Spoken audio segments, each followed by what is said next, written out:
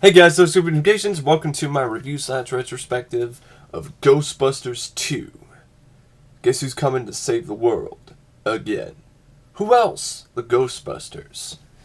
Yes, this is a special edition, but no, it's not an official special edition. It's a special edition I made myself because I know Sony's not going to get off their ass and do it. Because this film, for some reason, is hated by, even people from the cast. Bill Murray said, in an interview that he thought there was more slime than there was of us. Basically saying that the movie was more about the slime than it was about the Ghostbusters, which I disagree with. But, that's Bill Murray's entitled to his opinion. And I don't buy Dan Aykroyd's comments. He said that, back in 2012, that they are working on a Blu-ray, and that it's going to have commentary and features, because as you can see, it's 2 years later. It's 2014 and there still was no Ghostbusters 2 Blu-ray. So yeah, not going to happen, and I don't understand it. I don't understand the hate this movie gets from the people who worked on it. I don't understand it because it seemed like they had a good time, and I don't understand the hate it gets from people nowadays. And I don't understand the mixed reviews it got back in 1989 either. I don't understand the hate for Ghostbusters 2. Much like I don't understand the hate for RoboCop 2, or Predator 2, or The Fly 2. I don't get the hate for this movie. Sure, it's not the classic that the first film is, but it never was going to be. People put this film, the expectations for this movie were in the stratosphere so high to the point that there's no way it could have lived up to them. And also, as a sequel, it's one of the better sequels. It has the original cast. They all come back. You have, it's just as entertaining, I thought, as the first movie. As a standalone film, no, it's not as good as the first movie. But as a sequel, it's pretty damn good in its own right. It's a really solid sequel, I thought. It's a lot of fun. It's entertaining. It brings the Ghostbusters back on the screen. You have fun watching them in the first movie. You have just as much fun watching the guys get back together again for the second movie. You have a different villain. You have a cool idea with the slime that feeds on people's emotions. And you have Vigo, who in many ways I think is a stronger villain than Gozer was. You take away the Stay Puft Marshmallow Man, and the Gozer got taken out, and Gozer got taken out like that, like a snap of somebody's fingers, just like Vigo did in the end. But Vigo, at least, really honestly, was not a match for the Ghostbusters. It took people in the crowd outside the museum singing Auld Lang Syne in order for the Ghostbusters to get the advantage. So, yeah, I mean, Ghostbusters 2, I'll never get the hate, and I'll get more into that soon enough when I get into the rest of the review. But like I did with the first Ghostbusters review, this is going to be a long, in-depth review/retrospective. So I'm going to start out, like I did with the first film, talking about how I got introduced to this movie. Well, I got introduced to it pretty much the same way I got introduced to the first film. VHS that my mom recorded off of HBO. I watched that. I literally, I must have watched this movie almost. I've lost count how many times I watched this movie as a kid. It could have been a million, really honest. It could have been a million times. I wouldn't be surprised if it was. Because I watched this more than the first film. I gotta be honest, I watched Ghostbusters 2 more than the first film. And that might be part of the reason, because every time I watch this, I get good memories associated with it. So that might be part of a reason why I love it so much, why I'm defending it, why I want to be the guy who's saying it's not that bad. But if you're one of those people who hate it, one of those people who think it's disappointing, one of the worst sequels of all time, fine. I don't have a problem with that. I'll just never understand it. I'll never understand how this movie gets talked about in the same breath as Jaws of Revenge, or RoboCop 3, or Halloween 5. I'll never understand it. I can understand people's criticisms that it's a bit uneven. I can get that. I didn't feel it was uneven at all, but I can understand people's opinions on that. People's criticisms of it saying that it's the same movie as the first one? No, and I'll get into that later. But anyway, going back into, part of nostalgia, good memories associated with it. I grew up watching this movie.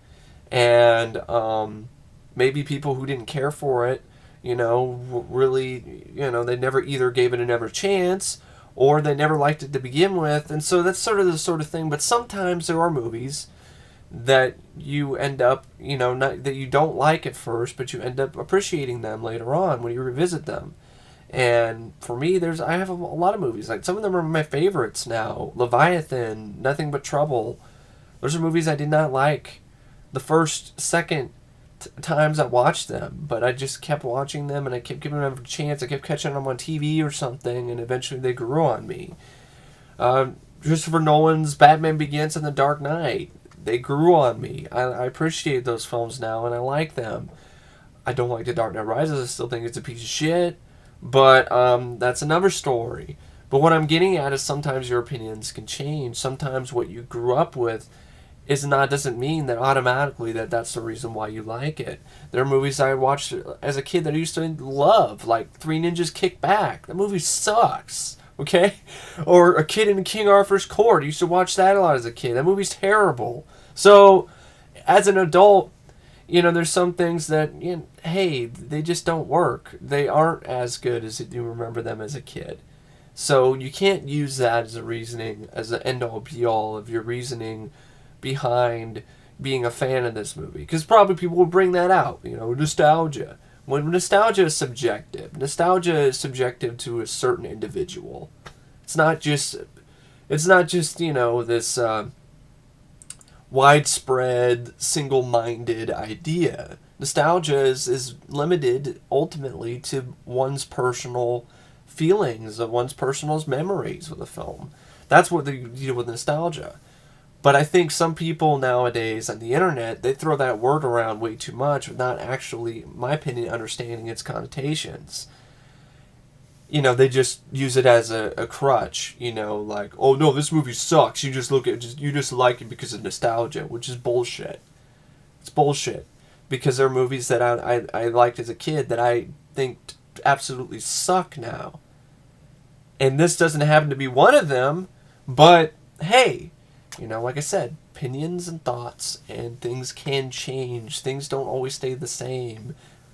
That Leviathan poster I have back there, I would have never had that on my wall years ago, till I grew to love that movie.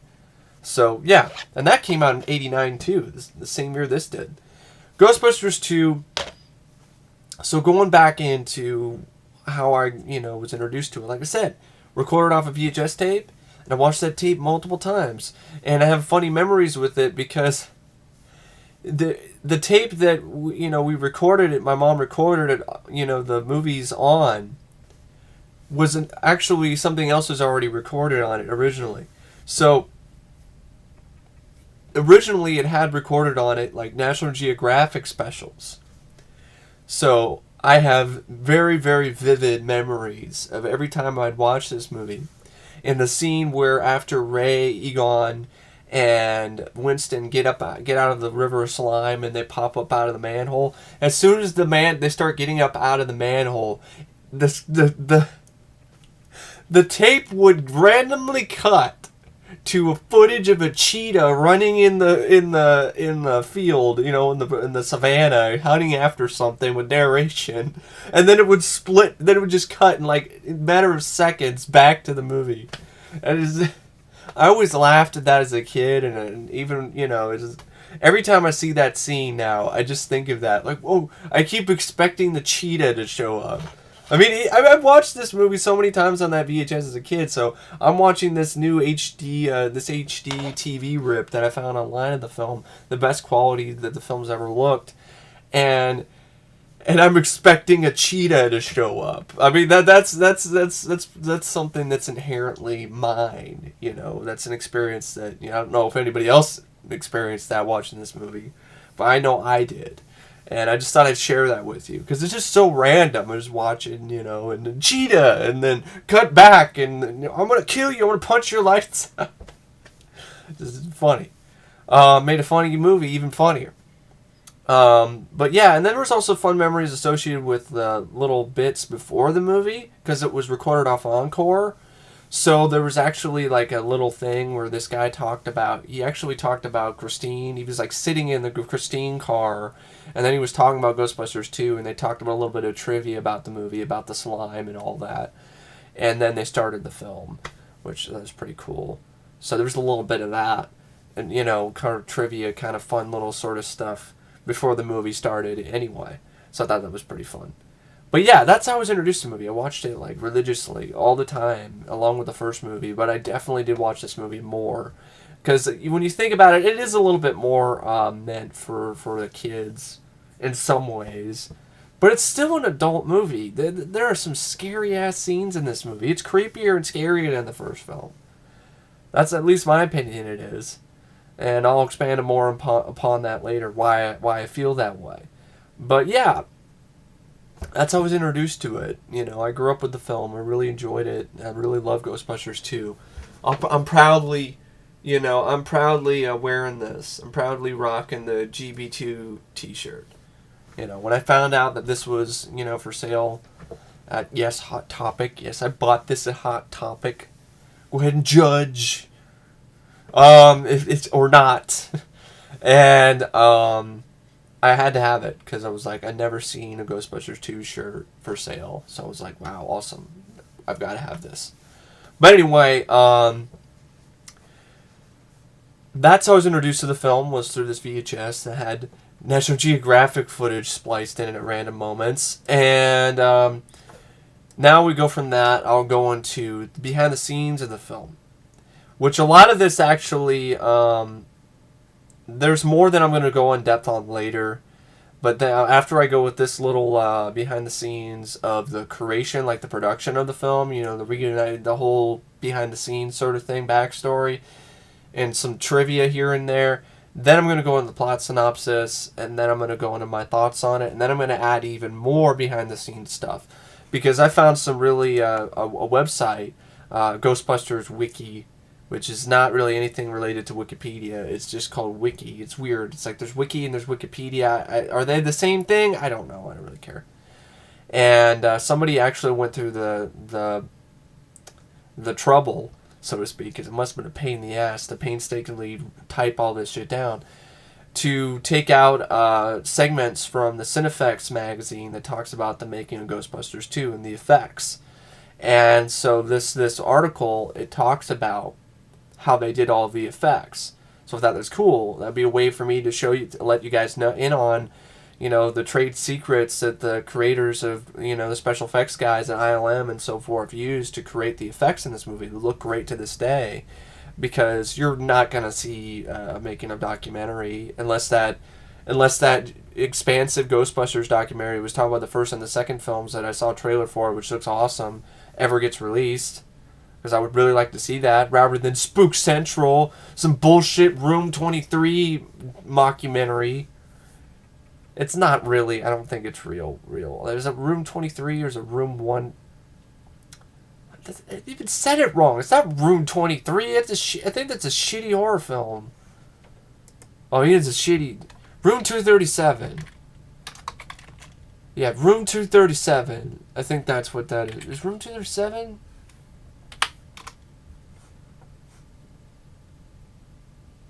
Yeah, Room 237. Piece of shit. Fucking Stanley Kubrick created the moon landing. What a goddamn fucking terrible movie. And there's a Minotaur in the ski poster. Fuck that movie. God, you want to hear my thoughts on that movie? Go to my friend Rainbow Rat for Life's channel. Type in room. If I can even say it. Even my brain doesn't want to talk about it because it was that shitty. Room 237 rant. Me and my friend ranting on that movie for over an hour. It was that fucking terrible. But anyway, yeah. So let's get to it, shall we? And my camera might be doing stupid shit like it always does, being dumb. But I don't sound like Zardoz. I don't want to sound like Zardoz right now. I'm trying to be serious. Anyway, after the success of the first film in the animated series, The Real Ghostbusters, Columbia Pictures pressured the producers to make a sequel. However, Dan Aykroyd, Harold Ramis, and Ivan Reitman were uncomfortable with this, as the original film was intended to be conclusive and they wished to work on other projects. A 4-hour lunch meeting was held in early 1988 at Jimmy's in Beverly Hills, mainly to see the team of Aykroyd, Murray, Ramis, and Reitman would reunite, but not necessarily for a sequel. In attendance with them were CAA agent Michael Ovitz and CAA's head of business affairs Ray Kurtzman. Through the course of the lunch, they had so many laughs and fun, it became clear that they could work together again. And eventually they agreed and created a script, which would ultimately, become Ghostbusters 2. A budget of $25 to $30 million is given to the movie. Annie Potts is also working on her TV series, Designing Women, at the same time. And reportedly, some of the cast and crew were ultimately dissatisfied with the film, as well as the box office reception. As I mentioned earlier, Bill Murray wasn't the biggest fan of it. In fact, it caused a rift between him and Harold Ramis and a lot of the cast after it was released, which is really too bad. And it wasn't until Bill Murray, signed on to do the voiceover for the Ghostbusters video game on the 360 and the PS3 that he said the scars from Ghostbusters 2 had healed and he was open for a third film. And so yeah, it's really tragic, definitely how some of the actors received this movie, how the critics did. I mean, I just think it's a fun film. I don't think it's not Citizen Kane, but in my opinion, Citizen Kane isn't even Citizen Kane. Yeah, I said it. I think Citizen Kane is overrated. I said it. It's a well-made movie. I saw it for my film studies class. Everybody has to watch that movie for the film studies class. I think it's great. It's a great film. It's a revolutionary movie, but it's not the greatest movie of all time. I can't even think of a movie which I would call the greatest movie of all time, because there isn't one. Because no one's going to look at not everybody's going to look at Citizen Kane and look at it without a doubt as the greatest movie of all time. So that's why I think that moniker should never be used by any film. That's why I say it's one of the greatest. Because there's so many great movies. And Ghostbusters, the first Ghostbusters, is one of those great movies. And I think the sequel is one of those, I'm going to say it, great movies. I think it's a great film. I think it's an enjoyable movie. I think it's really a lot of fun. I think it, brings the Ghostbusters back in a new and an interesting way. It's great to see them again. And, it's a lot of fun. That's what I want out of a movie, and that's what Ghostbusters 2 is. At first there was a completely different script for Ghostbusters 2, in which Bill Murray nicknamed the last of the Ghostbusters, to make sure there wouldn't be anything like a Ghostbusters 3. And this is a little snippet of what the script was about, that Dan Aykroyd wrote. Dan Aykroyd wrote. Well, my brain just did a bunch of somersaults because it just read this synopsis and just decided to try to, strangle itself to prevent it from getting any dumber, because this screenplay is fucking stupid, and I'm so glad this got thrown out and was redone. I know there's some fans of Ghostbusters saying, we wanted to see the original version of Ghostbusters 2 script. Like, yeah, this is what it originally was, The Last of the Ghostbusters. For the sequel, this is from the Cinefex magazine that I have. For the sequel, Dan Aykroyd once again wrote the initial script. A story in which Dana was kidnapped and taken to Scotland, where she discovered a fairy ring and civilization underground. Yeah. You heard that right. Ghostbusters 2, the original script by Dan Aykroyd. Dana was kidnapped and taken to Scotland, where she discovered a fairy ring and a civilization underground. And even Aykroyd admitted that my first draft was really too far out. It was probably too inaccessible. Though at the time I wrote it, I thought it was the direction it should go in. I wanted to leave New York City behind because I thought we had done that. But New York is really the greatest arena for our kind of ghost story, and staying in the city gave continuity to the second film. One idea that did stay in our script was the notion of having things occur underground. We went skyward in the first film, up to the top of a skyscraper. So I thought in the second one it would be nice to see the underbelly of the city. But my original concept was going to underground was different. It involved a pneumatic tube 2,000 miles long that they traveled in for 3 days. It was like a primitive mail chute. I love Dan Aykroyd. I do. I really enjoy a lot of his work. But man, this sounded like a shitty movie. So, and even what I've read for what his idea for Ghostbusters 3 was, Hellbent, sounded like a shitty movie too. Like, I'm in this being honest. That's what I am, and fucking goddamn camera. Would you please work? I know I went back to the webcam. I had to. Fuck it. But it's deal with all its issues and bullshit. Oh my god! Would you stop it, please? Fuck. Anyway. Stop freezing around. It's not like I'm putting you on 720p right here. But anyway, yeah. Yeah, like I was saying, I'm being honest. It sounds like shit. If it smells like shit and looks like shit, I'm gonna call it shit. And this smells and looks like shit. The original idea for Ghostbusters 2. That would have been a shitty movie. What we got was great. That would have been terrible. Anyway, going back to the script. Needless to say, the script was not used. Yeah, fairy rings and shit. And ultimately, the story gradually changed after Harold Ramis began co-writing. They came up with the two ideas first. The first idea, the River of Slime, was introduced shortly after they started with the moral notion that the negative human emotions have consequences. The idea carried over to the sense that the bad vibes can build up in big cities like New York City and Los Angeles. Eventually, Vigo was created as the prime motivator behind the slime. And Vigo's inspired by Vlad the Impaler and Rasputin and characters of that sort from history. The second idea entailed Peter Venkman and Dana Barrett getting married and having a child. The infant was possessed and suddenly had adult agility and focus, which sounds ridiculous, and I'm glad they didn't do that either. Ramis concluded it was too horrible an idea for a movie, and the marriage angle was a creative dead end. And eventually this second idea evolved into Dana being a divorced mother. On June 15, 1989, while appearing on Later with Bob Costas, Harold Ramis revealed two other ideas for the sequel. One had the Ghostbusters as very successful, based in a high-rise building, and now a worldwide company called Ghostbusters Incorporated. And the second idea had the sequel picking up literally from the end of the first movie. Picking up from literally from the end of the first movie might have been an interesting way to go, but Ghostbusters Incorporated and them becoming really successful, no, I don't want to see that. I don't want to see it. And so I'm glad they went the way that they went. And while I'm talking about the script, I'm talking about a few things about the script that I think would have made the film a little bit better and probably would have made it more well received genuinely by a lot of people. I'm one of those people that love it. I love this movie. I love Ghostbusters 2. But I do agree with some things that people say, the criticisms some people have, that it could be improved upon. I'm just going to say it right now, just get the rating out of the way. It basically, I'll get the rating out of the way right here, early in the review. It's a first, I know. First one was a 5-star flick. Ghostbusters 2 is a 4-star flick for me. In terms of overall quality of film. In terms of entertainment factor, they're both 5 stars for me. But in terms of overall quality, this is a little bit of a step down. And I think smoothing out the edges of the characters in order to make it appeal to the real Ghostbusters crowd was a mistake.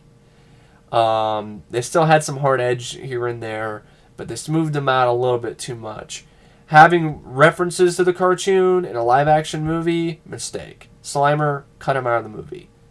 And Louis and Janine's relationship, romance, I didn't care for it. I thought it made more sense for Janine to continue to, her budding relationship with Egon.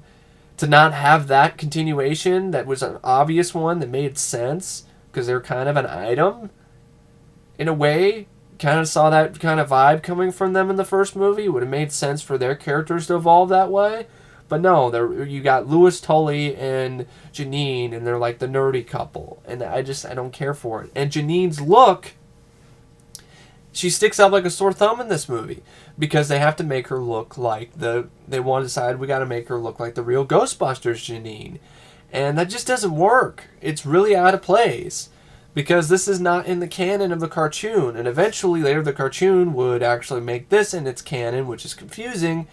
But it's not too confusing. It's understandable. But it just doesn't fit. So the first film was in some ways down to earth and grounded and gritty. Second movie isn't as gritty, and I do agree with people's criticisms of that. It isn't. It also isn't as funny. First film had very memorable lines, really hilarious, classic, memorable lines, remember for years to come. Ghostbusters 2 had some fun lines, and you get some laughs with it, but it's not nearly as funny as the first film. I have to admit that. It isn't. It's more of a supernatural, straight up supernatural fantasy than it is a comedy. Which, in that respect, it's one of the better ones out there in terms of a supernatural fantasy film.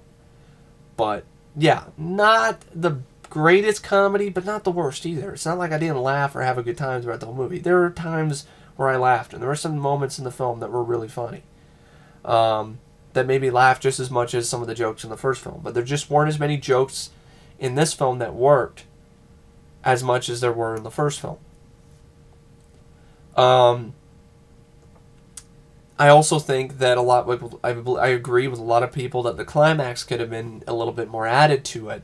The painting, Vigo could have some minions pop out, and the Ghostbusters could stop and try to fight them or something. Because Vigo was dispatched pretty quickly, and, you know, it did feel like they kind of were on a time crunch and ran out of time with the effects, which is actually true. Because Columbia forced Ivan Reitman and company to get this in for a June 16th release date. Actually, it was originally scheduled to be in July, but Ivan Reitman brought it back up to June 23rd. Then they realized that Batman was coming out on June 23rd, and they knew that they were going to get their asses kicked by The Dark Knight, so they pushed it up. So then made ILM have to quit, and they hired some other company called Apogee to finish the visual effects. ILM, because of that, wasn't able to finish the effect that they wanted to do for the end of the movie, which is going to be a continuation of sort of the thing you see in the beginning of the film when you first see Vigo's painting do weird shit. His head bulges outwards. Well, the original idea was that he was going to peel from the painting and come to life, instead of a cheap-looking fade in, fade out into reality way that they approached the sequence, the resurrection scene in the film. And that's because ran out of time, ran out of money, ran out of effects time, ran out of, manpower, and they just didn't have enough time to do it properly. And I think also it should have been released in December. It's a Christmas movie. Releasing it in the summer made no sense. It made more sense to release it in December, so then it wouldn't get dominated in the second week by Batman. It did well in the first week, but then Batman just kicked its ass like it kicked everybody's ass in the summer of '89. It was a mistake to try to put this movie in the summer. I understand if this is a summer movie, it's Ghostbusters 2. People have been waiting for this sequel forever. It's sequel to the most successful comedy of all time at that point in time. But you're going up against Batman. It's not a good idea. It's like Hellboy 2 going against The Dark Knight. Ultimately, Ghostbusters 2 would make more money than Hellboy 2, and I really like Hellboy 2. I like it more than The Dark Knight, to be honest. But, it was kind of like not really the smartest thing. Even if you pushed it up a week, didn't matter. Just like with the RoboCop remake. Pushed it up a week, still got its ass kicked by the Lego movie. Oh, we have people saying it's getting a sequel. Bullshit. Made $54 million in domestic box office gross. It's made over $200 million. It's the second highest grossing movie this year. What is it, March? Yeah. Nothing to be impressed about yet about the RoboCop remake. It made over $200 million worldwide. Woo! How much did it make domestic? $54 million? That's a flop. That's a fucking flop. It's a flop. It's a flop domestically. And it has to make over $300 million to break even. Not happening. Because people forget to take into account the marketing and everything like that. Ghostbusters 2 was a hit. It didn't even cost that much to make. So it costed $37 million. Which is more than the $25-30 million budget that they listed on the wiki page that I read. But it made $112 million domestic. That's just the domestic gross. And you didn't have nearly as much, worldwide. And this wasn't the huge box office phenomenon as the first film was. That's because Batman. It had competition that it didn't have in '84 other than just Beverly Hills Cop. Or Romance in the Stone. But anyway, going back into what I was talking about with the whole, if I remember what tangent. Remember what the fuck I was talking about. I was talking about Vigo. Peeling out of the painting. They couldn't do it because they ran out of time and money to finish the effects the way they wanted to do it. Which is too bad. And you could see sort of the semblance of the idea they're trying to do later in the scene, where you see Vigo pop into the painting with the demonic-looking face, with those creepy-ass red eyes.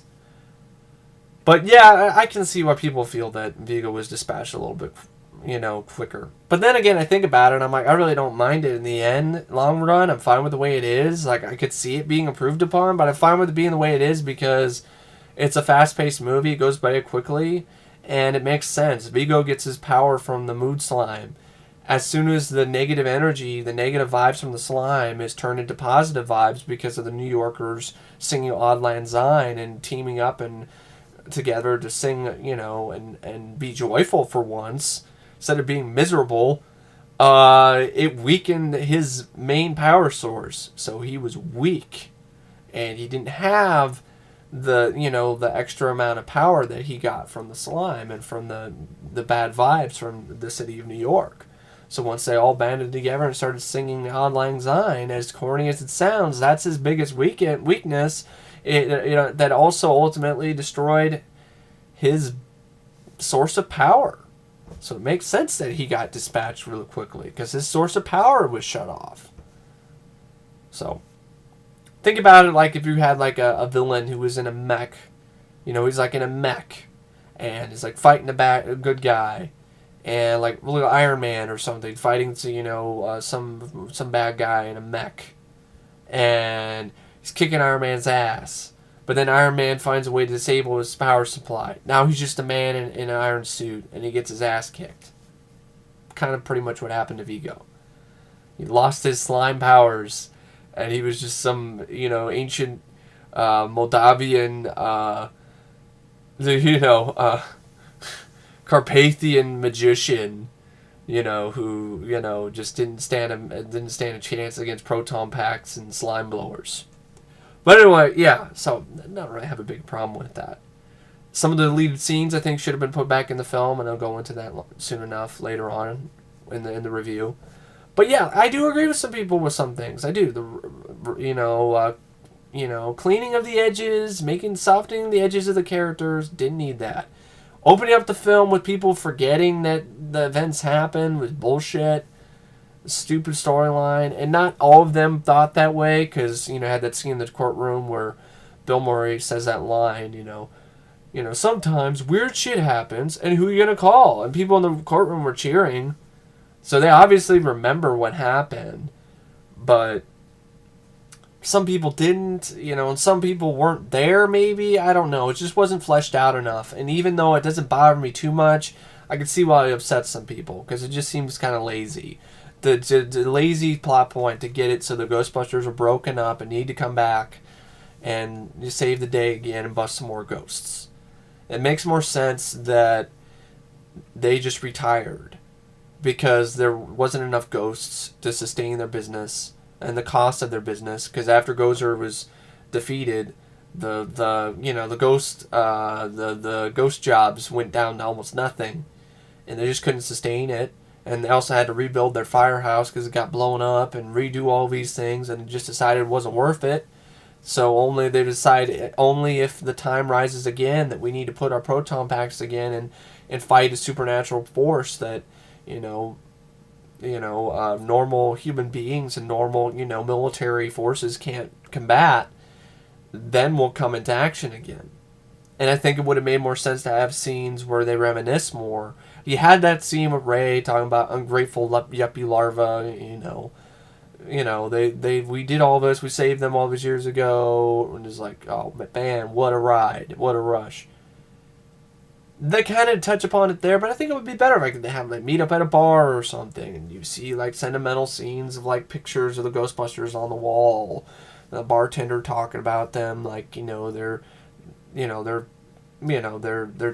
best days are long behind them. It was just and maybe there's a memorial that was set up, statues of the Ghostbusters because they saved New York. It makes sense that they have a monument or something, and it's on hard times, the kids are spray painting on it and shit, and birds are shitting on it, and it might be interesting to do that route instead of them reminiscing more, instead of the BS about we gotta work, we gotta do it, we gotta entertain the kids for money now, which is sad and pathetic. And the joke doesn't work because the kids, Jason Reitman's son is like, my dad says you're full of crap. And which I'm like, which is bullshit, because your dad's a moron. I'm sorry. There was a 50-foot tall marshmallow man walking down fucking the streets in New York. Everybody saw it. If people who weren't there at the event, I'm pretty sure somebody filmed it for some news station, and it was all over the goddamn news. So, in newspapers all over the fucking world.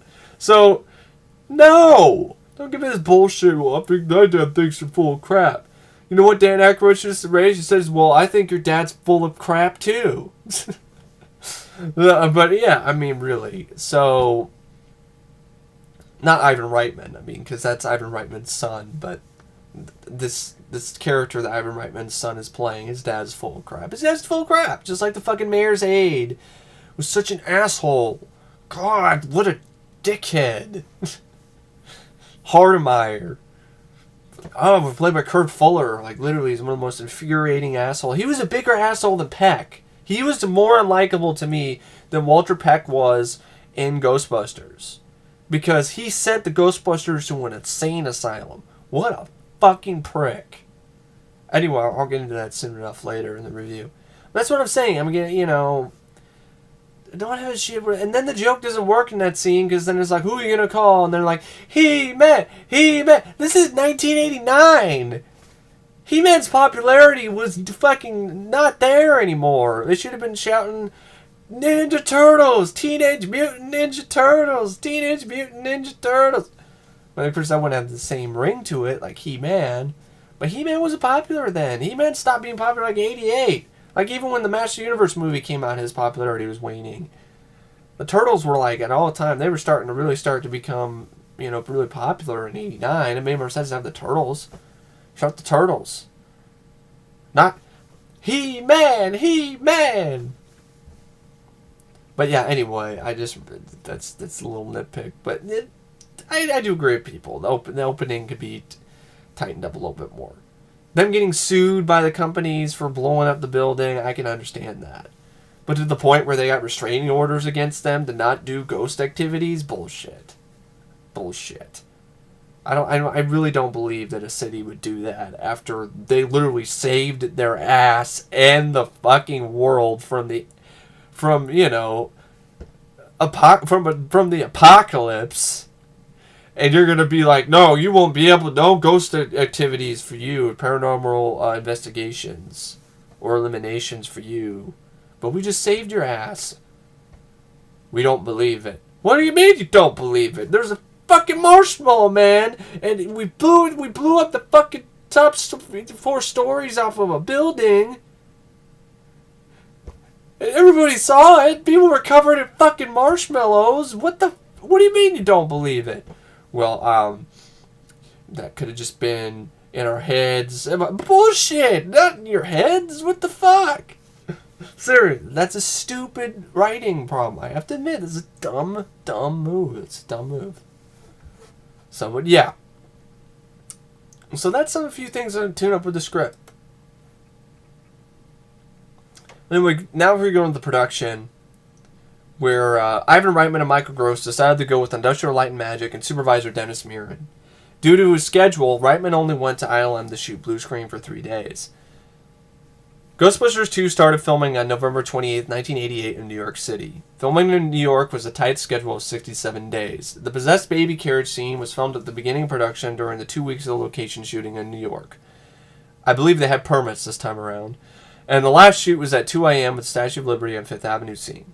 460 extras were used for that scene. After completion of New York exteriors, the cast and crew returned to Los Angeles and filmed the remainder of the movie. Most of the production took place at the Burbank Studios, and downtown LA was used as a stand-in for Manhattan's East 77th and 1st Avenue, when Peter, Ray, and Egon dug a very big hole in 1st Avenue. The Armand's restaurant, where Peter took Dana out for a date, was shot at Toluca Lake location near downtown LA. A large-scale duplicate of the Statue of Liberty was built on a soundstage, but the mock-up was purposely made 30% bigger in order to make the actors more visible. The head was mounted on gimbals to provide a rocking motion to simulate the statue walking. These scenes were intercut with miniatures and an actor dressed in the Statue of Liberty costume. One of the last scenes filmed was the Manhattan Museum of Art covered in a wall of mood slime. Principal photography was completed after a total of 13 weeks of filming. However, more scenes were being added in order to clarify story points or expand certain portions of the movie. Early preview audiences proved the ghost, slime, and Vigo needed to be tied together better. The concept of good slime and bad slime had to be expanded on too. The impaled heads and ghost train were among those added scenes. The crew returned to New York for additional location shooting with only 3 months before the film was set to release in theaters. At one point, the crew was aiming for a July 4th release date, but Ivan Reitman chose to decide on June 23rd. In the middle of production, the crew learned Batman was slated to release on the 23rd. Reitman asked the studio for the 16th, much to the rest of the crew's dismay. Michael Gross recalls that editor Shelton Kahn fainted. I almost said failed. He fainted. On paper, the 16th date looked impossible because it meant pushing back an already exhausting editing schedule on ILM's dates. When it was coming out in July, ILM had 110 effects shots. Then it became 130. Finally, it numbered around 180 around the time the date moved up to June 16th. It became very important for ILM to stay on top of things. They had 9 units shooting every day for 3 to 4 weeks to get the original shots done. And eventually, ILM had to say they couldn't do it anymore. So John Van Vliet at Available Light and Peter Curran at Visual Concept Engineering and Apogee were sent to some of the effects work. Due to a damaged printer sent to ILM, Pacific Title took on some of the optical compositing work. Apogee went to New York for 10 days of plate photography and location work at the Tunnel, a nightclub that featured 100 feet of abandoned subway track. A call was put out for 300 extras. At the Washington Square shoot at 5 a.m., about 750 people had shown up in anticipation of being on Ghostbusters 2. For the second take, the extras increased to 1,200. By the third take, there were 2,000 to 3,000 people. Crew set up a VistaVision camera in the middle of the scene, and the extras came out from 3 different streets in Washington Square Arch screaming. Some started climbing over cabs and running into the crew. The crew had to block extras from running right into the camera.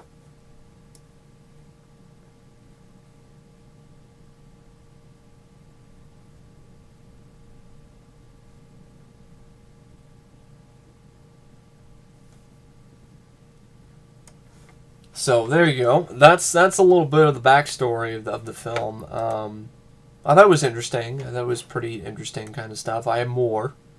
Go more in depth on the special effects. I find that stuff fascinating. If you guys don't, I guess you could just, I don't know, stop watching the video after I get through the review of the movie, the review part of this retrospective review. But I think it's interesting. I think it's going to be interesting. I hope you guys enjoy it. I'm trying to make it my treat to you guys. So now, you had the film. It's a sequel that brought back all the original cast. It was great to see these guys back on screen again, being Ghostbusters. And Ivan Reitman comes back as the director, and this is one of his last truly great movies, in my opinion. Like, I like Evolution. That's the last movie I really like of his. But, one of his last really good movies, in my opinion. Not the last one, like I said, but one of his last really good ones.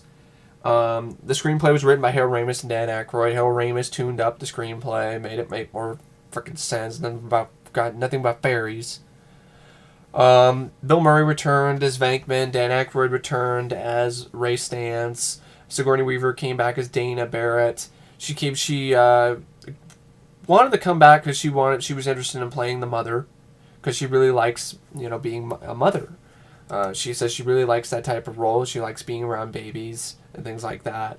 And she admitted this in an interview in this great thing that somebody uploaded on YouTube, which is a 40-minute press kit, electronic press kit for the film that had, making a featurette, not a very long one, but still better than nothing, and segments of interviews with the cast and crew regarding the film.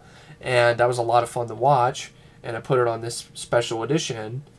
And there's a few other things I put on there, like an Entertainment Tonight inside look at the film, TV spots, trailers, 2 music videos for the film, Run DMC's Ghostbusters and Bobby Brown's On Her Own, and a few other, odds and ends here and there. Because, like I said, I decided to make my own because I know Sony isn't going to do it. which is really too bad because I really think this deserves a better DVD. Just like RoboCop 2 deserves a better DVD, Ghostbusters 2 deserves a better DVD in my opinion, or Blu-ray, or just a Blu-ray. Come on. The HD TV rip is good. It's nice. It is, but it's not a Blu-ray. The sound isn't... It could use a new sound mix. It could use a remastering. But Sony doesn't seem to care for some reason. And it's the 30th anniversary of the first film, so you'd think they would try to get off their ass and do it. I don't know. It's 30th anniversary of the first movie this year.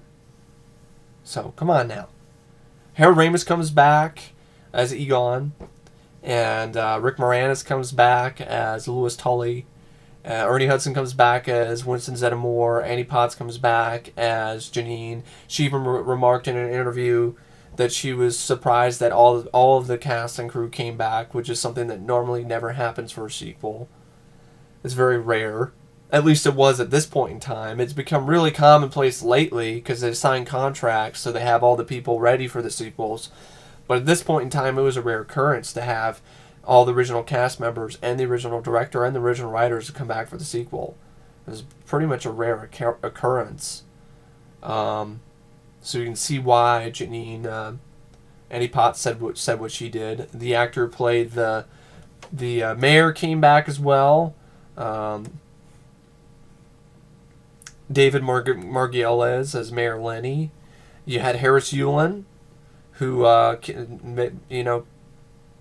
gave his talents to this film as the judge, who wanted the sentence of Ghostbusters to be burned at the stake, and he gave the Scoleri brothers a chair. It's the Scoleri brothers. I gave them the chair. And then you had Peter MacNicol, one of his later roles. This is like about 5 years, no, 7. After Dragon Slayer, and he plays Janusz Poha, who I crack up at this character. I think he's very funny in this movie. Then you have Kurt Fuller as Jack Hardemeyer, this film's version of Walter Peck. Such a dick. I literally jumped up off my bed when I was watching this movie last night and just told him to go fuck himself. Middle finger, fuck you, middle finger to the screen to Hardemeyer. Fuck you, you asshole. You don't go send the goddamn Ghostbusters to an insane asylum while the end of the world is happening, you fucking dickhead. They're innocent. They're not crazy. You're a fucking asshole. Anyway, and then you also had William von Homburg, who was a former boxer, as Vigo. That was an imposing presence. Ivan Reitman turns his voice to Slimer. And you had Janet Margolin as the prosecuting attorney, Kitten, whom Bill Murray affectionately calls her. She did a good job with the performance, and sadly she passed away 3 years after this film of ovarian cancer, and this was the last film she did before she, got ovarian cancer. That's really too bad. If there's a really talented actress, would love to have seen her in a little bit more after this film. Brian Doyle Murray, Bill Murray's real life brother, plays the psychiatric doctor. Dan Aykroyd's niece, Karen Humber, played one of the school children in the party scene. Ben Stein was in the film as a public works official for the mayor. Cheech Marin and Philip Baker Hall appear in the movie as a dock supervisor who sees the Titanic come in and a city police chief, respectively. Cheech Marin was the one that said that line, better late than never. And Bobby Brown appears in a cameo, which I like, as a doorman to the Gracie Mansion, where the Ghostbusters get, they go to see the mayor in New York City, and then, he asks the Ghostbusters for a proton pack. It's like, man, could you give me a proton pack? My little brother really wants one. And he's like, and I think Ray's like, proton pack is not a toy. And then you had the role of Vigo was played by William von Homburg, but his lines were dubbed by Max von Sydow. Yes, Max von Sydow. I knew that voice was familiar, and I did not know that until recently, that was Max von Sydow who did the voice. I knew it was familiar. I knew it was. And Max von Sydow did a great job. Again, he could have just played Vigo himself. He's not great of an actor. So there's also one other cast member who was cut out of the film in a little deleted scene that was going to have Sherman Tully. He was going to be Lewis's, I think it was his cousin, and that was being played by Eugene Levy in a cameo. And he was going to be the one that was originally going. Basically, it was the reason why the Ghostbusters were able to get out of the insane asylum, or the psychiatric hospital, because Sherman Tully worked over there or something, was able to pull some strings, and because he was Lewis's cousin, that made things work out. And the Ghostbusters were supposed to give him a ride in their ectomobile as payment or something, and then they didn't do it and just drove off. So it was cut out, and I can understand why. It really isn't that funny, and it's kind of random. But yeah, Eugene Levy was originally supposed to be in the film as well, in a little short cameo. Rick Moranis mentions this in the interviews that are in the electronic press kit. And he even says a fun scene where he's like, I love it. I love being, on Ghostbusters. We should get all these guys together, and do a TV series. Ghostbusters, at 7:30, on Thursday nights. Yeah, I think that would be awesome. But, that would never happen. But I thought it was a fun little anecdote by Rick Moranis. And then he even made a funny notion. He says, occasionally, people see me on the street, and they don't even really know my name. They just say Ghostbusters, or some of them will, remember me from SCTV, as one of the McKenzie brothers. And then he's like, then some sick, twisted individuals will remember me from that movie I did with Walter Hill in 1984, Streets of Fire. I gotta crack it. I gotta chuckle out of that because I'm like, I love Streets of Fire. Come on, Rick, that's a great movie. But yeah, just thought it was a pretty funny sort of thing.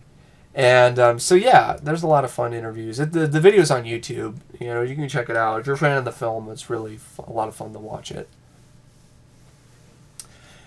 Anyway, let's go into the plot, which a lot of people know it already, but fuck it. After saving New York City from demigod ghosts or the Ghostbusters, Egon Spengler, Ray Stantz, Peter Venkman, and Vincent Zeddemore are sued for the property damage they caused and barred from investigating the supernatural, forcing them out of business, which is bullshit. I already mentioned why this is bullshit. That does not need to be a story plot point. It makes more sense that they retired because they ran out of ghosts. As simple as that sounds, it makes more sense, it's better, and it is not nearly as dumb. Because it's just stupid to do that shit. Ray owns an occult bookstore called Ray's Occult Books, and works as and then he also works as an unpopular children's entertainer with Winston, and Egon works in a laboratory conducting experiments into human emotion. Let's see what happens when they take away the puppy. When you take away the puppy. So twisted. Peter hosts a pseudo-psychic television show called The World of the Psychic. And Pete's former girlfriend Dana Barrett has had a son Oscar with an ex-husband, and she also works in the Manhattan Museum of Art. After an incident in which Oscar's baby carriage is controlled by unseen force and is drawn into a busy junction, Dana turns to the Ghostbusters for help. And this is the scene that opens up the film.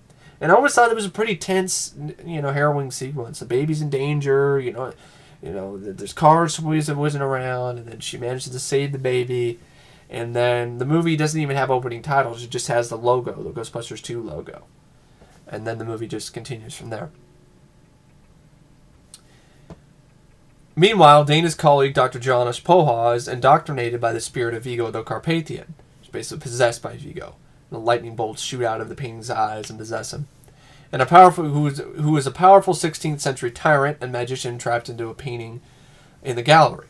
Vigo orders Janusz to locate a child that Vigo can possess, allowing him to return to life on the new year.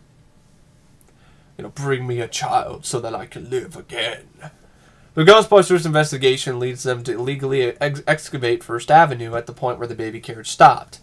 Lowered underneath, Ray discovers a vast river of pink slime filling an abandoned pneumatic transit line. Attacked by slime after obtaining a sample, Ray accidentally causes a citywide blackout, and the Ghostbusters are arrested. They are found guilty of investigating the supernatural, but before they can be taken away, the slime taken as evidence reacts to the judge's angry outburst and explodes, releasing two ghosts who were murderers, the Scoleri brothers, that the judge had executed later. Judge is executed earlier, that proceed to devastate the courtroom. The Ghostbusters imprison the ghosts in exchange for the dismissal of all charges, and then to be allowed to resume their ghostbusting businesses. As Venkman says so eloquently in this film, and you don't want us exposing ourselves. It's like, you don't want our guys exposing themselves, because there's judicial estrangement order.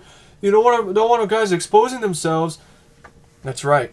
You don't want us exposing ourselves. That's funny. And then they just have the courtroom scene is great. I love that.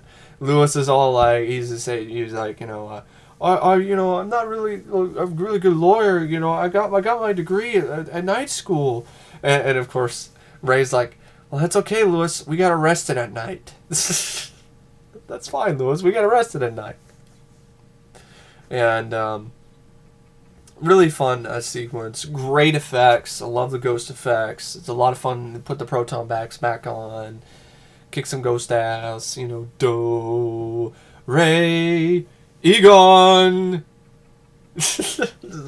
Great scene. One of the funniest scenes in the movie. And they be fast and they're like, they be fast and like we be fast and they be slow. Wow.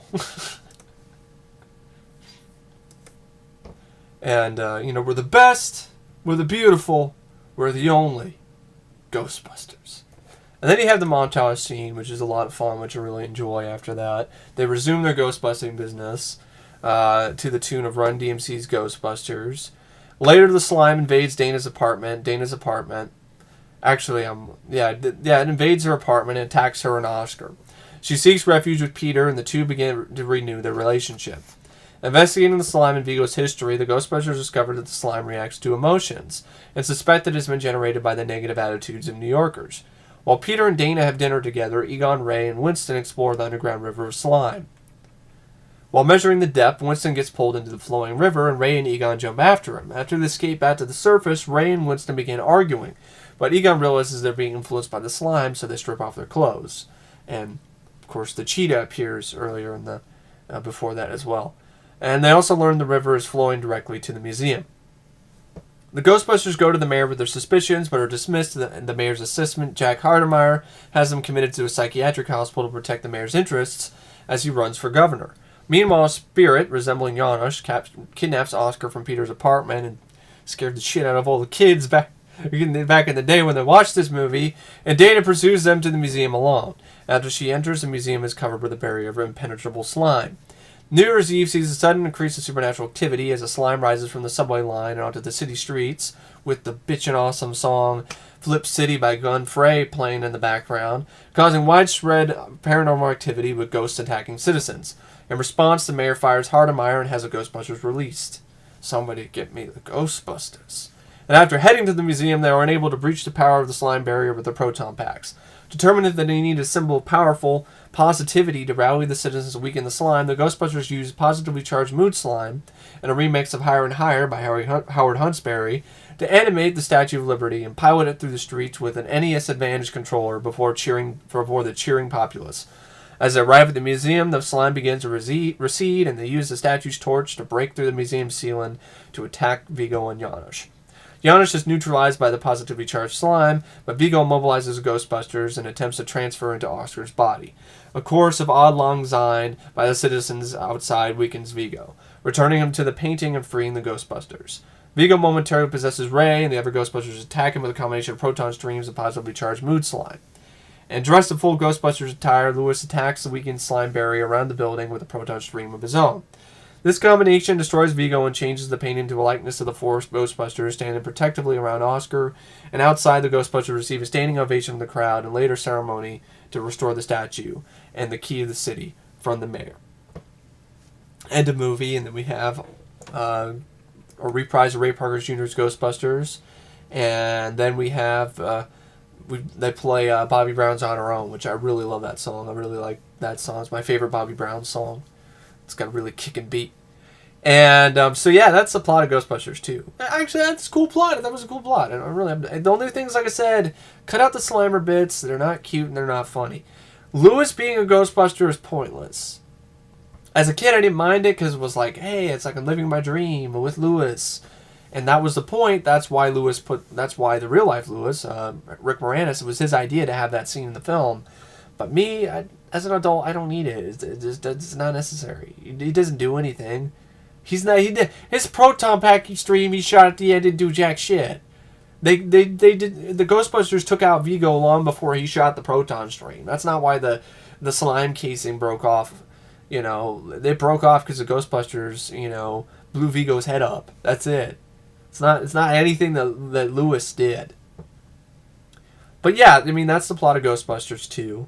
And, I saw fun stuff. The mood slime was cool. I like those scenes with the mood slime. I thought there was a lot of fun jokes, funny moments. And speaking of quotes, before I get into these last few bits of, behind the scenes stuff, as a nice little treat for you guys, talk about my favorite quotes from the film. And I like this one. This is at the courtroom scene where Louis Tully is talking to everybody in the courtroom. Your Honor, ladies and gentlemen of the audience, I don't think it's fair to call my clients frauds. Sure, the blackout was a big problem for everybody. I was trapped in an elevator for 2 hours, and I had to make the whole time. But I don't blame them, because one time I turned into a dog and they helped me. Thank you.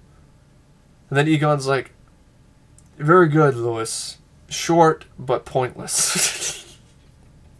I like this scene where, they walk into Oscar's room to try to look for, psychedelic activity or whatever. And they're looking around toy. Oh, look at all these toys. And Egon's like, I never had any toys. And then he's like, Ray's like, you mean you never even had a slinky? And Egon's like, we had a part of a slinky, but I straightened it.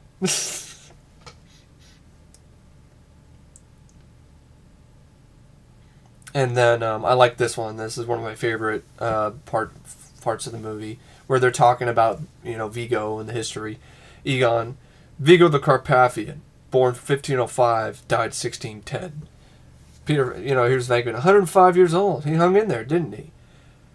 Here's Ray. He didn't die of old age either. He was poisoned, stabbed, shot, hung, stretched, disemboweled, drawn, and quartered. Ouch.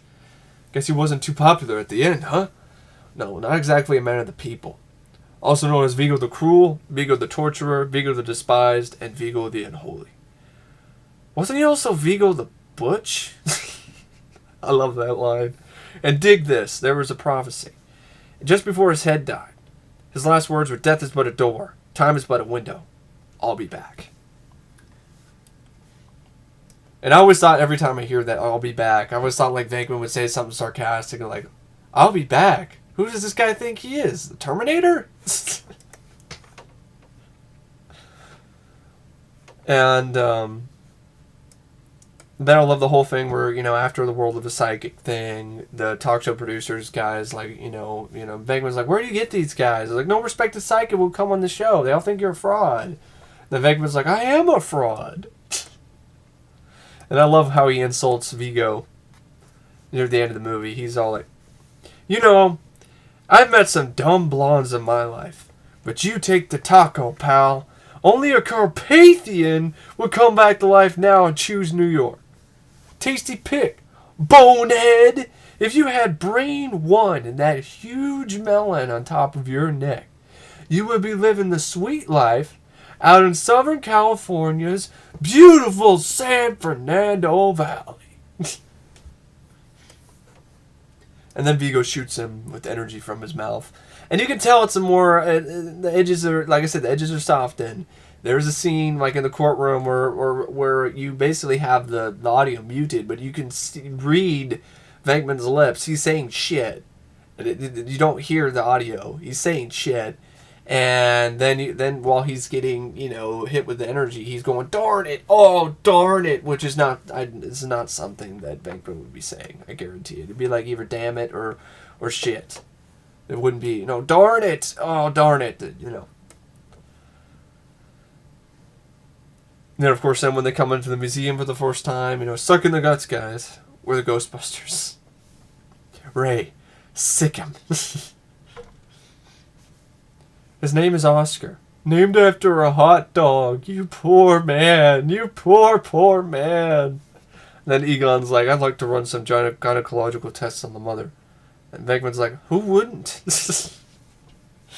And this is from the first part of the film where, Ray's talking about, people in New York, and little kids. Ungrateful little yuppie larva. After everything we did for this city.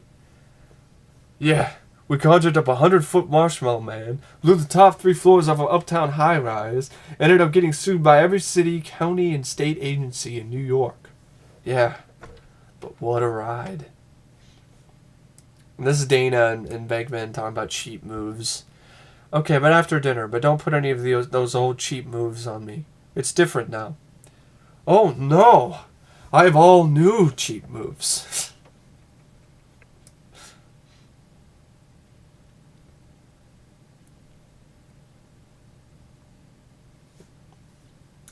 I also enjoyed the World of Psychic stuff where, it's talking about, the end of the world. And this is the character Elaine, who's actually an actress who was in Twins, I believe. According to my source, the end of the world would be on February 14th in the year 2016. Valentine's Day. Bummer. Where'd you get your date, Elaine? I received this information from an alien. As I told my husband, it was in the Ramis Holiday Inn. I was having a drink at the bar alone, and this alien approached me. He started talking to me. He bought me a drink, and then I think I must have used some kind of ray or mind control device, because he forced me to follow him to his room, and that's where he told me about the end of the world. So he really had a room at the Holiday Inn, Paramus? Could have been a room on the spaceship made to look like the hotel. I can't be sure about that, Peter. And I love how, Hardemeyer's being an asshole to Venkman, and his response is good. He's like, I'm a voter. Aren't you supposed to lie to me and kiss my butt? And then talking about, Statue of Liberty. Venkman's like, kind of makes you wonder, doesn't it? Wonder what? Wonder if she's naked under that toga. She is French, you know that.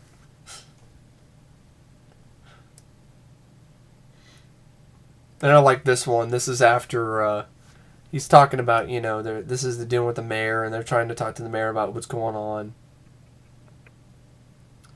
And I like Venkman's quote here. Have you been outside lately? Do you know how weird it is out there? We've taken our own head count. There seems to be 6 million completely miserable assholes living in the tri-state area. And Hardemeyer's like, oh, please. Venkman's like, excuse me, 6,000,001. Just burned him. This is a great burn. It was a great burn.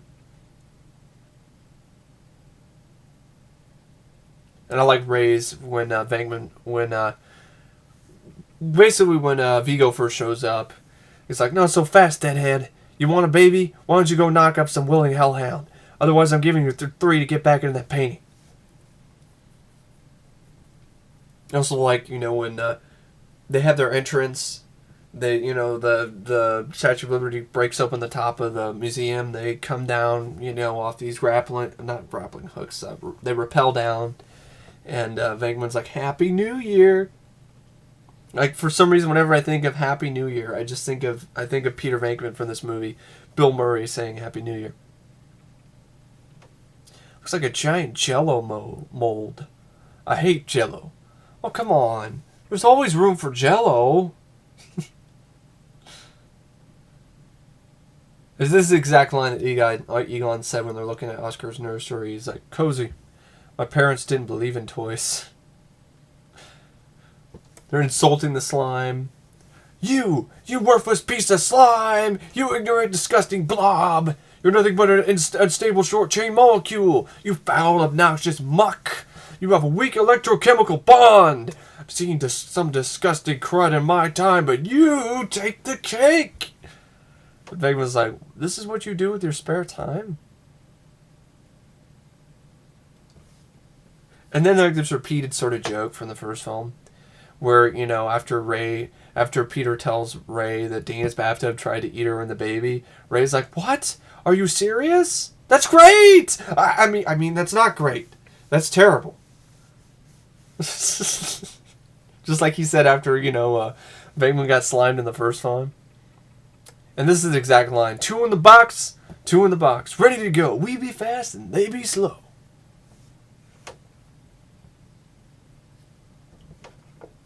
I like this one in the courtroom scene as well. Dr. Venkman, would you please tell the court why you and your co-defendants took it upon yourself to dig a very big hole in the middle of First Avenue? Well, there were so many holes in First Avenue, we really didn't think anyone would notice.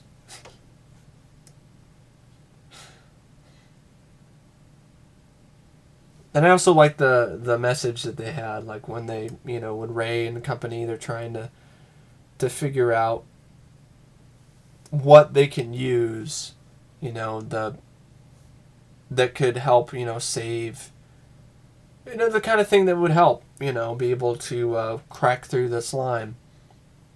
And just trying to find it here. I know. Some people are like, well, what are some quotes? I mean, it's like, it's kind of what I do, and I'd put in clips, but that, I'd get a copyright claim, probably get blocked. So that's why I'm not doing that.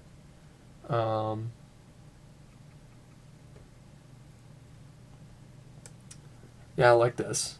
This is a quote from Ray. I can't believe things have gotten so bad in this city that there's no way back. I mean, sure, it's messy, it's crowded, it's polluted, and there are people who would just as soon step on your face as look at you. But come on, there's got to be a few sparks of sweet humanity left in this burned out burg. We just got to find a way to mobilize it.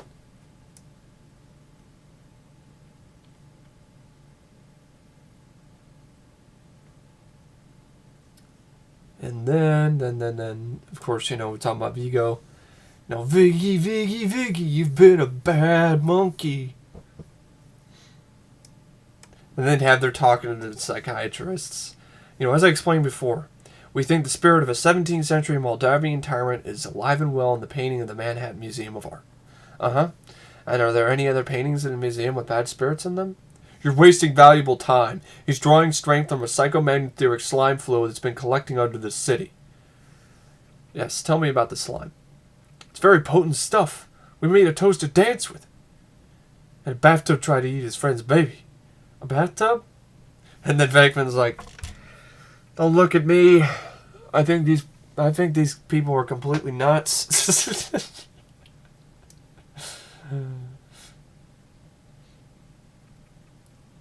And I like this one. This is after they're doing the whole thing with the mood slime. Egon's like, we're running tests to see if we can get equally strong positive response.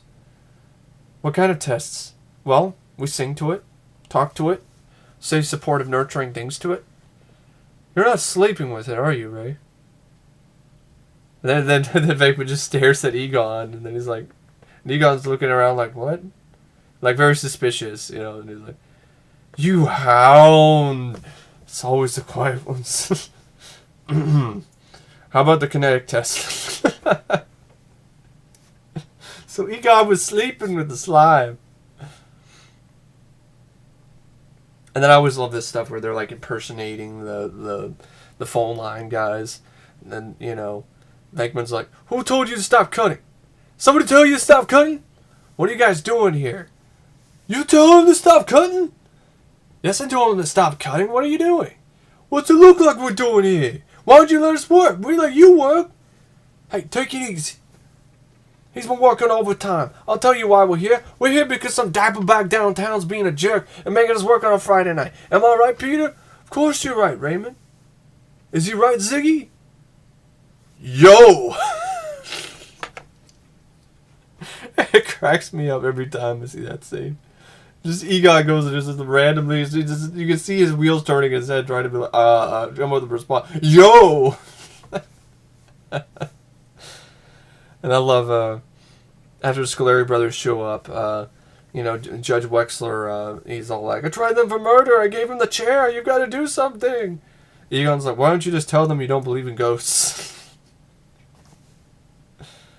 And then there's more of this stuff where there's like, hey, what's going on here? What's the story? Hey, what? You boneheads gonna come try to harass me again?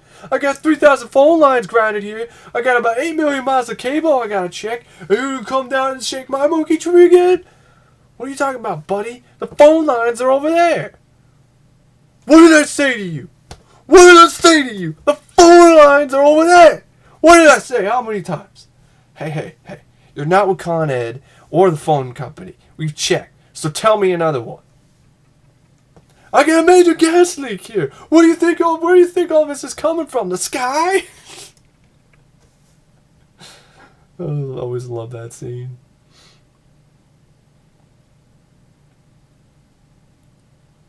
Then I like this is how he, I liked the way that Venkman signs off his show, World of the Psychic. And he's like, of course not. And that's the whole problem with aliens, is you just can't trust them. Occasionally you meet a nice one, Starman, E.T., but usually they turn out to be some kind of big lizard. But that's all the time we've got for this week on the World of Psychic. Next week, though, give me our hairless pets. Weird. But until then, this is Peter Venkman saying, good night. So corny, but funny. Funny stuff. And,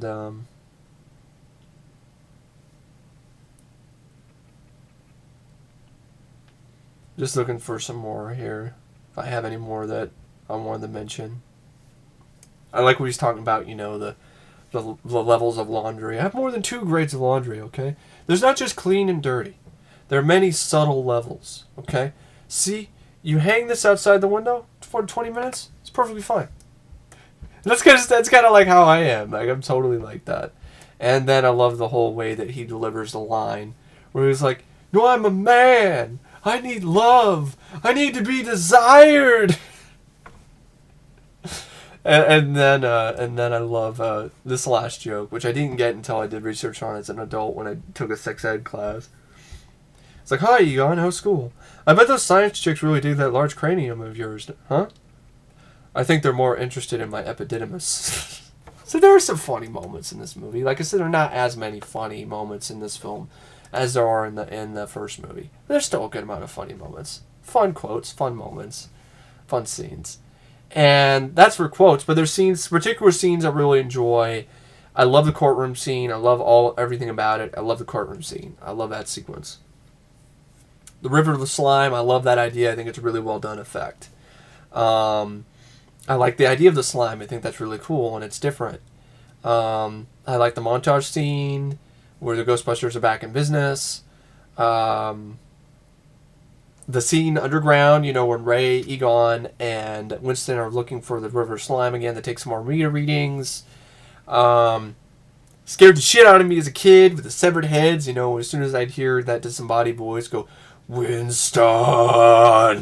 And then I would be like, ah! Close my eyes!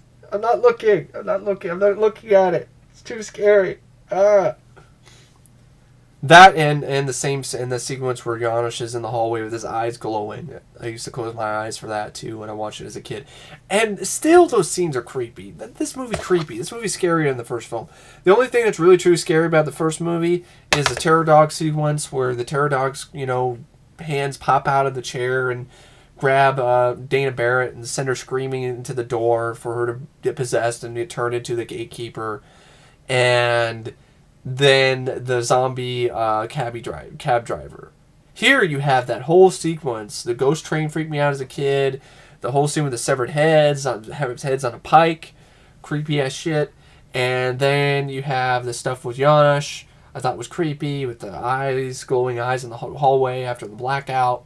I think the red lighting in that scene really helped that mood as well. And then, of course, Janusz on the bicycle, stretching his arm out and grabbing the baby, and then looking at the screen and creepy eyes. Creepy! And Vigo himself is creepy. Demonic Vigo, creepy shit. After he possesses Ray, it's scary. So, it is a scarier movie. It's creepier than the first film. Even the creatures during the sequence, while everything's going crazy in the Flip City segment, which you have the segment where the mink coat comes to life. That was really supposed to be in the first film. But they did it for the second movie. And as you can see in the theater, where all the slime's pouring out of, it says Cannibal Girls, which is one of the first films that Ivan Reitman ever directed. And Eugene Levy was in it. I believe Harold Ramis had a cameo too. I think Harold Ramis was also in that. I could be completely wrong. But I know Eugene Levy was in it as Andrea Martin. And so, Cannibal Girls. And then you have Flip City playing in the background. You have this ghost that's like has multiple eyes and shit. There's a theater ghost. It's a really creepy looking design. And I guess there's another ghost that was cut out of the film. He's called the Frog Ghost. And it was cut out of the subway scene because Ivan Reitman didn't think it was scary enough. And I'm looking at a picture of it right now, and I think it looks pretty damn creepy. And maybe it just looked kind of corny or cheesy or goofy when it was the finished effect in the scene. But the picture I'm looking at looks pretty damn creepy. I might post a link for it later. But yeah, I like the subway scene. I think there's some fun moments in the film. I like the climax. I like the Statue of Liberty sequence because I love Higher and Higher. That puts a smile on my face every time I hear that song. Cover version or regular version. And I think the Statue of Liberty was cool and it was different. It's not the same thing as the Stay Puft Marshmallow Man. I've heard people say it's the same thing. What do you mean it's the same thing? Stay Puft Marshmallow Man was an embodiment of Gozer, was a bad guy. This is using it for good. How is it the same thing? Just because it's another tall, big thing? The Ghostbusters pilot it with an NES Advantage controller. That's awesome. I don't care how many ways... I don't care what you say. It's awesome. That's awesome. Period. Come on, Libby. I love that scene. It's great. It's different. It's original. It's cool. It makes sense that they would use Statue of Liberty as an embodiment of the last bits of prosperity and goodwill that are left over in the burned out burg of New York. Makes sense. I love it. It's great. It's a good effect too. And I like the slime.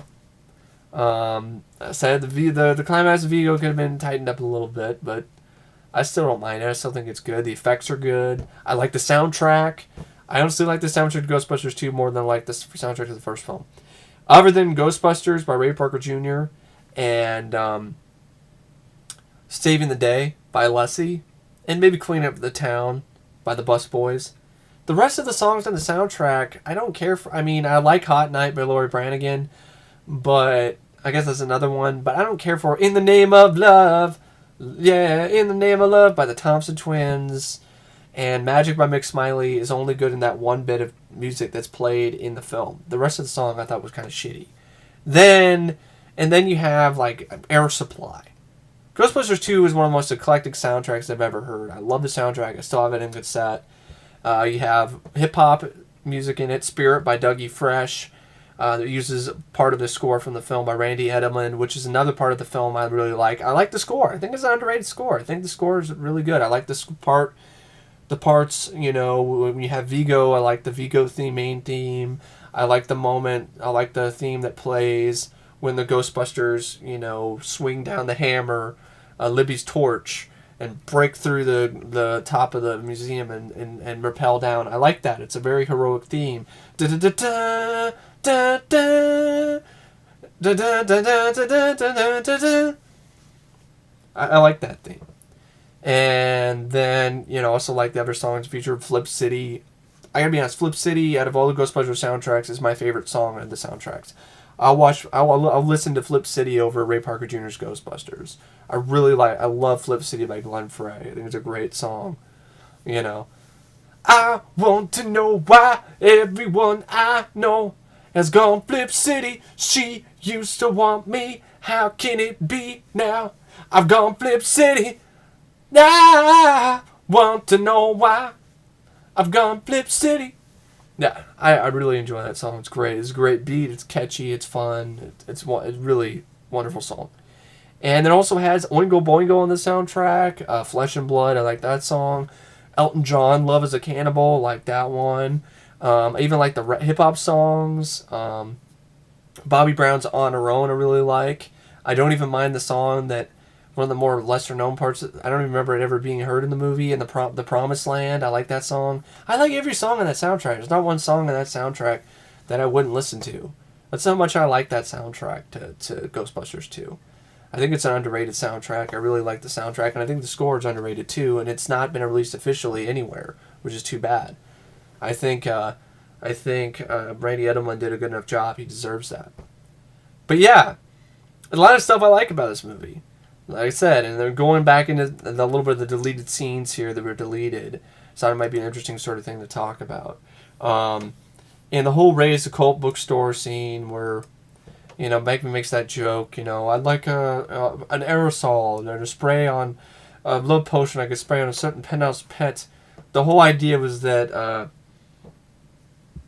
Venkman had prank called him earlier, and it wasn't really anything that funny, and so it was understandable that was cut out. There was a fun line that was cut out at the end of the jogger scene, ghost jogger scene, which I don't understand why it was, where Venkman's checking his watch, and he's all like, you know, he ran that last lap in under 6 minutes. And Ray's like, if he wasn't dead, he'd be an Olympic prospect. That's such a funny line. I don't know why they cut that out. Lewis trying to trap Slimer, I could care less. Possessed Ray driving is a scene, though, I really wish they kept in. This scene was actually featured in the comic book adaptation, which featured the real Ghostbusters. Yeah, the real Ghostbusters cartoon comic based on the cartoon, did an adaptation of the film. And so you had, it's an interesting read. You just go to this website called gbfans.com, I think. And they have it up there, ghostbustersfans.com or .net. And they have scans up on that site of the comic. It's really an interesting read to see the real Ghostbusters personas doing their version of Ghostbusters 2. And this is a scene I really don't think should have been cut out, because it makes more sense, because in the scene where you have Bill Murray being awesome, you know, taking pictures of Vigo, like, come on, give me more, that's it. Oh, you know, I've worked with a lot. But I don't think I've worked with better, but not many. Yeah. Oh, I know what he's suffering. He's suffering from Carpathian kitten loss. Now we put another. No, don't touch the painting. And that whole scene, you have Ray, who looks at the painting Slackjaw like he's completely out of it. And after that scene, this sequence was supposed to happen, and I think it would add a little bit to the film. It would make it the events and make Vigo's power seem a little bit more, you know, overreaching and intimidating, and actually make him a worthwhile threat to the Ghostbusters, because now he's, you know, for the first time, now one of their own is getting corrupted by the bad guy. That's an interesting subplot that they should have just continued with it with this scene. It would have been an exciting scene. It would have been a nice scene to see. I don't know why it was cut out. And they did shoot it, because there's footage and there's pictures of it all over the internet. But they didn't do the whole scene. They don't have the whole scene available. But they did shoot the scene. And I'm just going to read off the script. Ghostbusters come across the Ecto-1, the Ecto-2, and Spangler's like, there's definitely something going on in that studio. The PKA levels were max plus, and the Geiger meter was showing all red. Winston, I put my money on that Vigo character. Venkman's, yeah, that's a safe bet. Then Venkman's talking to Ray. He's like, you and Spangman, see if you can see what else you can dig up on Vigo and his little weasel paw. Those two are made for each other. And then they're driving back to the firehouse. Ray's on the wheel. His eyes are vacant, and he seems distracted and very tense. Stan swerves suddenly and honks the horn angrily. Stands to another driver. Idiot! Move it, you jerk! And there's actually evidence of this scene that's in the We're Back montage scene, where Bill Murray's looking over like this, like, what the hell? He's wearing the same outfit. He's not wearing the Ghostbusters uniform. He's in the same outfit that he wore while he was in the museum. And that's from the scene. And Venkman and Winston exchange surprised looks. Stan drives extremely fast, honking vindictively, weaving dangerously through traffic. Winston looks at Ray concerned. Winston, going a little fast, aren't we, Ray? Stan turns on him. You telling me how to drive? No, I just thought. Well, don't think. He honks again and tromps hard on the accelerator. Ecto-2 is now barreling down the avenue. Pedestrians leap to safety as Sedans runs a red light, which is also in the montage scene, runs a red light. They hang on to the safety straps as Stans continues his maniacal ride. Winston and Stan's really worried now. Are you crazy, man? You're going to kill somebody. Stans looks at him and smiles demonically. No, I'm going to kill everybody. And he swerves off the road. The car heads right into a big tree. The last possible moment, Winston cold cocks Stans in the face, grabs the wheel and steps across to stomp on the brakes. The car then skids into a tree and stops. The Ghostbusters stumble out dazed and shaken, but unhurt. Stans rubs his eyes and looks at the others, completely at a loss. Stans, what happened? Venkman, you just picked up 3 penalty points on your driver's license. Winston, are you alright? Yeah, I guess so. It was the strangest thing. I knew what I was doing, but I couldn't stop. This really terrible feeling came over me, and I don't know. I just felt like driving into that tree and ending it all. Whew. Sorry, boys. They inspect the damage to the car, and then Venkman says to Egon, watch him, Egon. Don't even let him shave. that would be a good scene. Why was that cut out? It makes sense. It's a little bit of a precursor to the events that happen later in the film when he gets possessed by Vigo in the end. Ray, would you get out of the way, please? We'd like to shoot the monster. No, Ray, I am Vigo. Makes sense. I don't know why that scene was cut out. I really don't. Lewis is proton gun crazy for Slimer. He tries to catch Slimer. This is before he agrees to go on a date with Janine. It's a different scene. We don't need it. Lewis's cousin Sherman Tully don't care. Sizing up the museum situation. I like this is a little bit extra scene where they try to, after they shoot the Jello mold with proton packs, it doesn't work. So then Venkman asks the firemen, okay, who knows Kumbaya? And then a few of the firemen and workmen tentatively raise their hands. Venkman grabs them and lines them at the entrance of the museum. All right, nice and sweet. Kumbaya, my lord, Kumbaya. Stans and Spangler, Winston, and firemen sing along. Reitman hold hands, swaying to the music. And they start singing, and then Stans inspects the wall slime with his infrared goggles and finds it only managed to open a hole the size of a dime. And like Ray's line here, forget it. Vienna Boys Choir couldn't get through his stuff. That's another precursor to the events later in the film where they start singing, and everybody starts singing, not just 3 people. Why was that cut out? Because then it makes it less random to some people who criticize this movie that, the idea of the singing weakens and ultimately ends up weakening the shell around the museum. It makes more sense to have that scene, and it's not that long, so I don't know why that was cut out.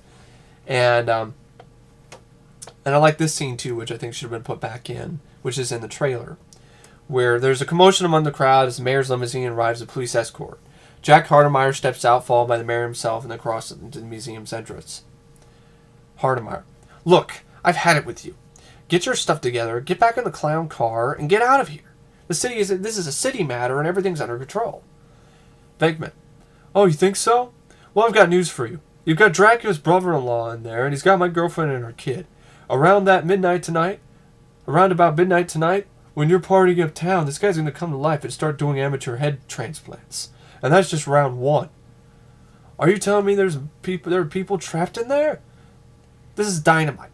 Call AP, call UPI and CNN and bring them down here right away. When the police bring this kid out, I want them to hand it right to the mayor, and I want it all on camera. Mr. Mayor, this is Ray. If we don't do something by midnight, you're going to go down in history as the man who let New York get sucked into the 10th level of hell. And that was a scene that was in the trailer, which it makes more sense. I like the scene where Ray is telling the mayor that instead of mayor just saying that casually, in a scene in the film. And then it makes sense that they got the permission to use the Statue of Liberty. They got it from the mayor. Why are you getting this stuff out? Why were these scenes cut out? I have no idea. Was it for running time? When you look at the screenplay here, it doesn't seem like they were that long of scenes, so they did not need to be cut out. In fact, they would have helped the film a little bit. So anyway, that was deleted scenes. In terms of criticism, the film received flack when released for not being as funny as Ghostbusters, which was going to be really hard to do anyway, and having a plot that seemed to be mainly had rehash of the originals, which I think is bullshit. I'm sorry. It's also said to be not very child-friendly due to the scary ghosts in it, which is funny because it's not the first film isn't child-friendly. And some people say it's more child-friendly. It's more like a cartoon. I don't get it. I don't see this as a live-action episode of the cartoon series. And other complaints were Jermaine Mellon's having a love affair with Louis Tully was not good for children to see and destroyed the relationship developed in the first movie with Egon Spengler and Janine and ran through the animated series. I agree, that was a mistake. Because of this, of course, is split in the timeline and the franchise of the two canons, one based on the film and one based on the first film in the animated series. Who cares about splitting timelines? I don't give a shit about that. But I don't. Now I'm going to give my thoughts on the whole idea people have it's the same movie. What were you expecting? What else were you expecting? Were you expecting a more serious approach? Were you expecting a straight up horror film? Like, always people think it should have been different. It should have been more than that. It should have been more than this. It should have been this. It should have been that. What the hell were you expecting? Because I think this is pretty much what I would have expected from a Ghostbusters sequel. Ghostbusters come back. They got another villain that only they can beat. They bust some ghosts. They kick some ass. They save the day. End of movie. End of story. There's some laughs here and there. You have a blast watching the movie. You're entertained. It's all I can ask for. And I don't understand the whole, what were you expecting? That's my question. What were you expecting? A serious movie? A horror film? What is this different sequel that you were expecting? The movie carried over elements from the first film that worked, which is something that every good sequel does. So if you want to bitch about movies taking elements, especially sequels, taking elements from the first film that work, you got to bitch about every goddamn sequel that's considered critically acclaimed and successful. T2 does the same thing. Aliens does the same thing. RoboCop 2 does the same, which I'm sorry, I think it's an excellent sequel. I don't care what people say. Predator 2 is different enough, but it takes some elements. And I've heard people say, like, well, the best parts of the first film were not the Ghostbusters scenes. What? The best parts of the first film, not Ghostbusters? Bullshit. Like, what were people expecting? A more straight-up drama? I'm glad that there's that. No, it's supposed to be a fun movie with the Ghostbusters busting ghosts and saving the world, and that's what it is. What else were you expecting? I just don't get it. And some people say it's the same movie. How? How is it the same movie? Just because there's a montage scene where they bust ghosts and they have a TV commercial, which makes sense they would have another TV commercial because they're back. It's the same movie? Just because you have the same cast and crew coming back, it's the same movie? Just because it's a film called Ghostbusters 2 and they are busting ghosts in it, it's the same movie? Just because there's a threat, a supernatural threat that they have to stop and save the world in this film, in this sequel, it's the same movie? Bullshit. Bullshit. I'm sorry. Fucking bullshit. Frog shit, ghost shit, Slimer shit, just shit. I don't buy that fucking criticism. I don't buy it at all. This is not a rehash. It brings the element, it takes place 5 years after the first film. Dana Barrett and Venkman are split up. They try to build a relationship, which makes it more interesting than it would be if they got married. Some ideas I've heard that they had the kid, and like Venkman like leaves and quits because the busyness of the business gets out of hand and is so busy that he ends up quitting and leaving his friends to hang out to dry. Then comes back to save the world in the end and stop Ivo Shandor's ghost on some island or some shit, taking over elements from Ghostbusters 3, Ghostbusters the video game, which I like to call Ghostbusters 3. No, the way it is right now is fine. Do people have a problem with the baby? Do people think there's a baby in it as a kid's movie? This baby gets a lot of fucking peril, which is something you would not see done nowadays. I don't get how it's the same movie.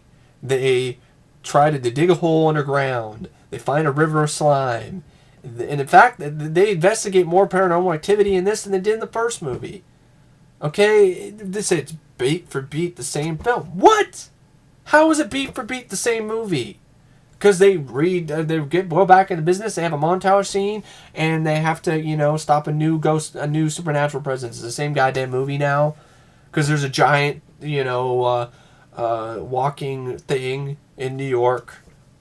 It's the same movie. If it's the same movie, Gozer would be back. You'd hear some of the exact same jokes repeated. You would see, you would hear the same soundtrack. You wouldn't have anything new. I'm sorry, I don't get it. I don't see how it's the same goddamn movie. Because the problem is, I don't understand what people were expecting. What is this new, grand, different idea that people had for Ghostbusters 2. You want something different? You got that bullshit fairy script. You wouldn't like that, now would you? So I don't understand. The slime was original enough. Vigo was a cool idea and a new villain. Living painting was something I'd never seen before. That's cool. The cast is back. They had moments. In fact, there was more scenes with them dealing with ghosts than there were in the first film. And that's a problem now. You know, at the ending of the original movie was even worse than the original script. Vigo just grabbed Ray by the neck and held him up. And they said, Ray, get out of the way. And then they shot Vigo and he's dead. So they made it even a little bit more of a match in the final film than they did in the original screenplay. I don't see how it's the same movie. I'm sorry, I don't see it. I don't. In anything, Vigo is more of a match, more of a threat than Gozer.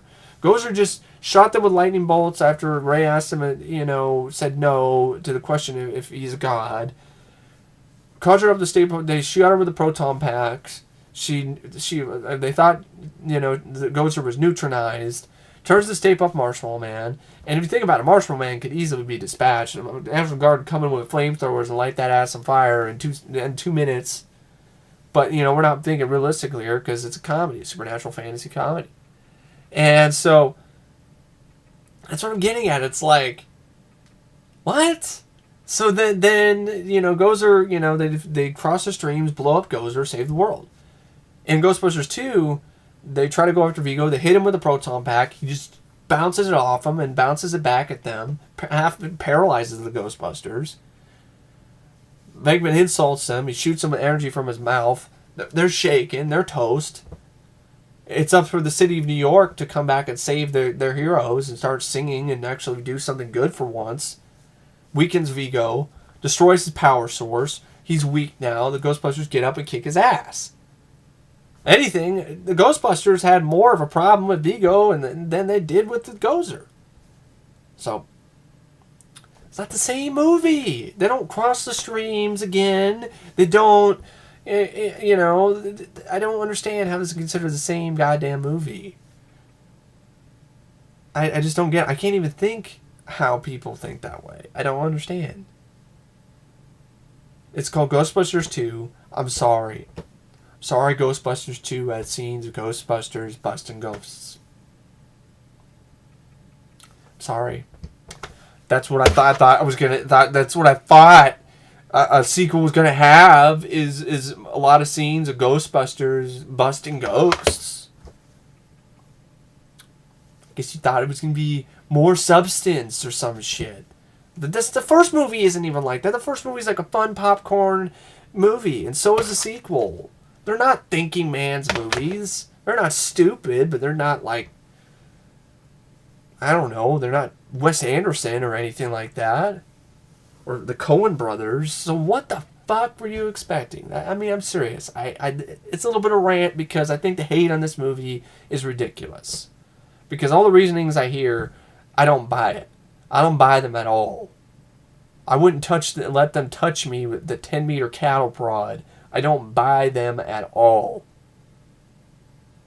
Wouldn't touch them with 10-meter cattle prod. I just think they're fucking ridiculous. If you feel that way, to each their own, but I will never understand why people feel that way about this movie. That it's just the same goddamn movie. That kind of thinking that that's a problem, that a sequel borrows elements that work from the first film and tries to incorporate them into the sequel, is the reason why we got pieces of shit like Alien 3 instead of William Gibson's script, which was turned down because it was too much like Aliens. Well, Ghostbusters 2 was too much like Ghostbusters, the most successful comedy of the 80s. Oh my god, what a problem. It's fucking, what the fuck? Just calm down, relax, turn off your brain, have a good time, enjoy yourself. This is what this is. It's a fun movie. I don't see how I don't even see how ghost fans of the first movie can hate this movie so much. I don't get it. The original cast is back. Everybody's back. They're back, in town and ready to bust some ghosts. And, ready to make your gut bust with some laughs here and there. And get the supernatural spectacular all over again. And I think these are two of the best supernatural fantasy comedies ever made. And I think I hold this film in high regard, just like the first movie. And I was going to go more in depth on the backstory and talk about the behind the scenes effects, but I've gone really overboard. If I go any longer, it's going to be like 2.5 hours. I don't want to do that. And I'm tired.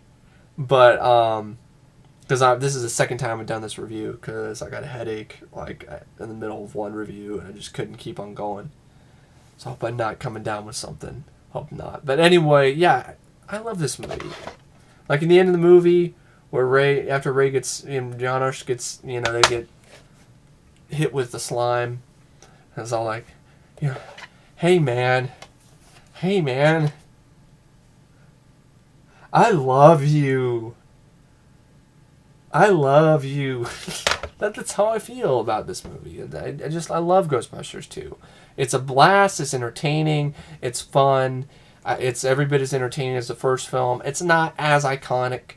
It's not as great as the first movie. I'm not going to say it is. It's a standalone movie. It's not a near perfect masterpiece the first film was. But it's still a damn good movie in its own right. That doesn't deserve all this crap. It didn't deserve it when it came out, and it doesn't deserve it now.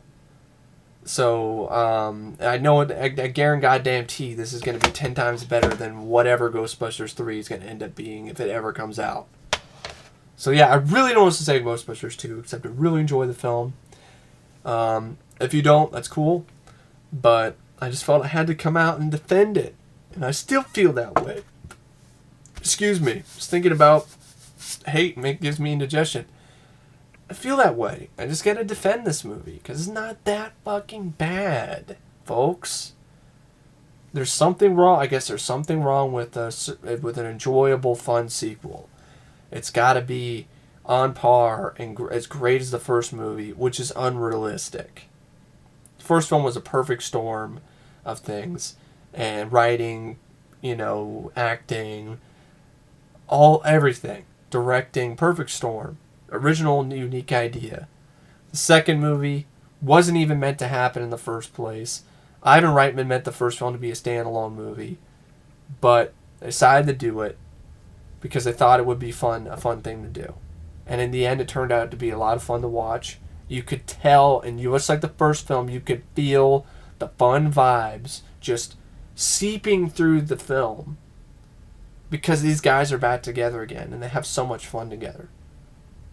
And you could see it on screen.